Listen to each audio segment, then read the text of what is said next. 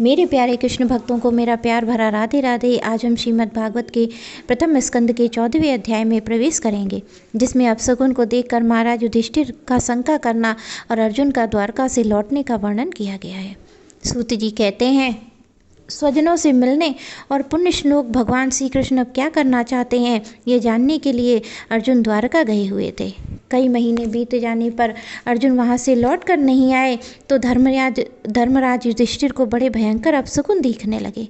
उन्होंने देखा कि काल की घड़ी बड़ी विकट हो गई है। जिस समय जो ऋतु होनी चाहिए उस समय वह नहीं होती है।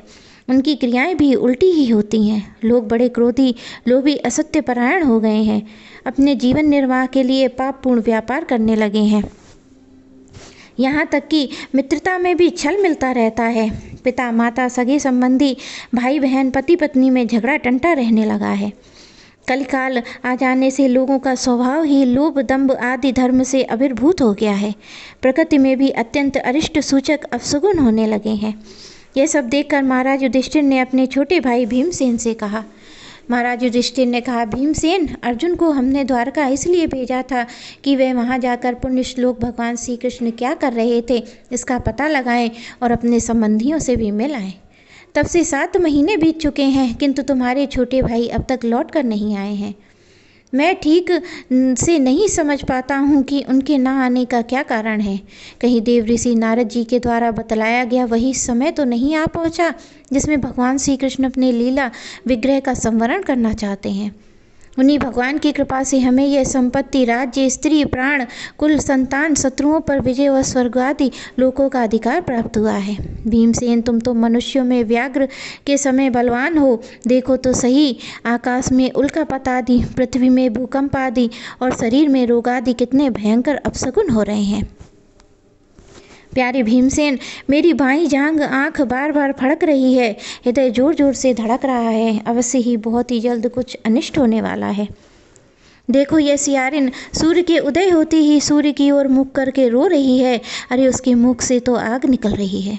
यह कुत्ता बिल्कुल निर्भय सा होकर मेरी ओर चिल्ला रहा है। दिशाएं धुंधली हो रही हैं।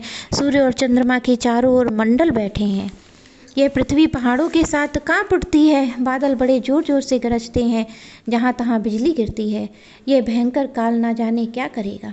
बछड़े दूध नहीं पीते हैं, गौएं दूहने नहीं देती हैं, आंसू बहा बहा कर रो रही हैं और देवताओं की मूर्तियाँ रोसी रही हैं। भाई, यह देश, गांव, शहर, बगीचे, खाने, आश्रम श्रीहीन और आनंद रहित हो गए हैं। सौनक जी, राजा युधिष्ठिर इस भयंकर उत्पातों को देखकर मन ही मन चिंतित हो रहे थे कि द्वारका से लौटकर अर्जुन आए। युधिष्ठिर ने देखा कि अर्जुन इतने आतुर हो रहे हैं जितने पहले कभी नहीं दिखे।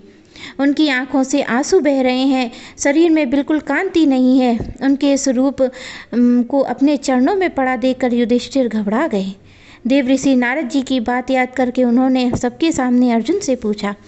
युधिष्ठिर ने कहा, भाई, द्वारकापुरी में हमारे स्वजन, सगे संबंधी, मधुभोज, शाश्वत, अंधक, वैष्णव वंशी यादव कुशल से तो हैं। हमारे माननीय नाना जी सूरसेन प्रसन्न है ना? अपने छोटे भाई, मामा और वासुदेव जी कुशल पूर्वक है ना? जिनका पुत्र कंस बड़ा दुष्ट था, वे राजा उग्रसेन जीवित तो है ना? यादवों के प्रभु बलराम जी कुशल से तो है ना? भगवान श्री कृष्ण, उनकी पत्नियां और पुत्र प्रसन्न है ना?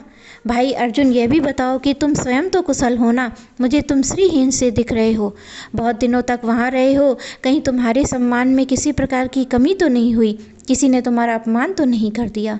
हो ना हो, अपने परम प्रीतम सुहृद भगवान श्री कृष्ण से तुम रहित हो गए हो। इससे तुम अपने को शून्य मान रहे हो। इसके सिवा कोई दूसरा कारण नहीं हो सकता जिससे तुम इतनी मानसिक पीड़ा पहुँचे। मेरे प्यारे कृष्ण भक्तों को मेरा प्यार भरा राधे राधे।